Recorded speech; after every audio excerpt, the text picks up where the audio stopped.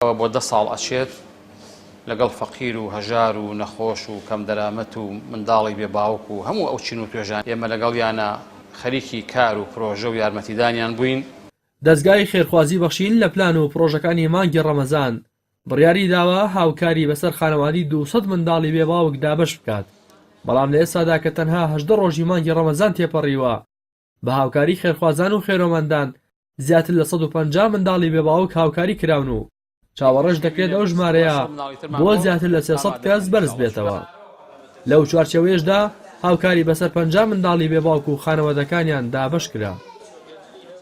ئەم ڕۆژ لە ڕێگەی خێرخوازێکەوە کە دوعای خێری بۆ بکەین خوای پەروەردگار ڕزق و ڕۆزی حەڵاڵی باتی و بەرەکەت خاتە ماڵیەوە، توانی کە لە دەرەوەی وڵاتەوە خۆی لەوەیە توانی کە 50 منداڵی بێباوک یارمەتی با بە بڕی یەکی $100 کە وەکو ئێستایی بینن ئەمڕۆ ئینشاءڵڵا پارەکانیان یارمەتیەکانیان بەسەردا دابەش ئەکەین و لەگەڵ کۆمەڵێ جلوبەرگ و پۆشاک بۆیان ئەکڕین بۆ کۆمەڵێکیان ئەوانەی کە هەڵمان بژاردون. بۆیە داواکارین لە خێرخوازان و لە خێرۆمەندان کە بتوان ئینشاءڵڵا ئەم جۆرە پرۆژانە بەردەوامی هەبێت و لەم دەستگیرۆی ئەم جۆرە پرۆژانە بکەن.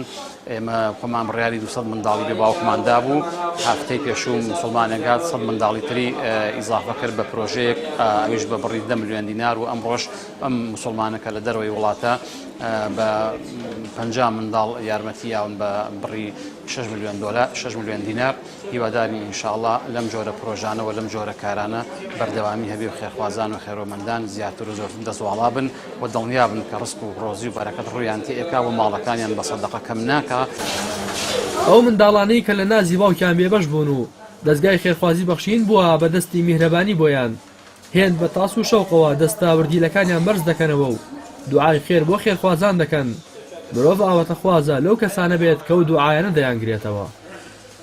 زۆر سپاسان دەکەم بۆم یارمەتی کە من تانیا دەستخۆشی لە بەخشی دەکەم کە یارمەتی منیان داوە. دەستخۆشی لە بەرنامە بەخشینەکەم بۆ کڕینی جلوبەرگی ئێمە بۆ جەژن. دەستخۆشی لە خێرخوازان ئەکەین کە هاوکاری بەخشینەکەین بە ئێمە. دەستخۆشی خێرخوازان دەکەم بۆ گەدانی ئەو ڕێپارەیە. ببەخشن تا بەخشین بەردەوام بێت. ئەمە ئەو دروشمە بوو کە نزیکەی 10 ساڵ لەمەوبەر و لە 15 حوزەیرانی ساڵی 2009 دەستگای خێرخوازی بەخشین دەستی پێکرد.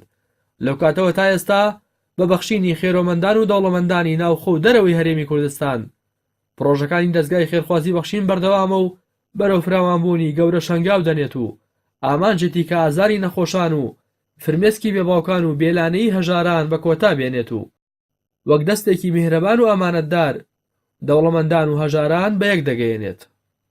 ڕاستی حەمامین کەناڵی ئاسمانی پەیام سلێمانی.